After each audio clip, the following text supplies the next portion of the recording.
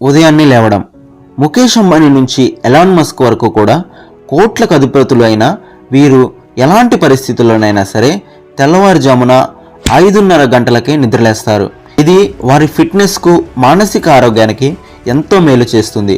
వారిలో ప్రొడక్టివిటీని పెంచడంతో పాటు మానసిక ఆరోగ్యాన్ని కాపాడుతుంది. సమయానికి నిద్రపోవడం, తెల్లవారుజామునే లేవడం అనేది ప్రతి ఒక్కరూ పాటించవలసిన అలవాటు. ఇది మానసిక ఆరోగ్యానికి ఎంతో మేలు చేస్తుంది. అధికంగా బుక్స్ చదవడం. బిలియనీర్ బిల్ గేట్స్ తాను ఏడాదికి 50 పుస్తకాలు చదువుతానని చెప్పారు.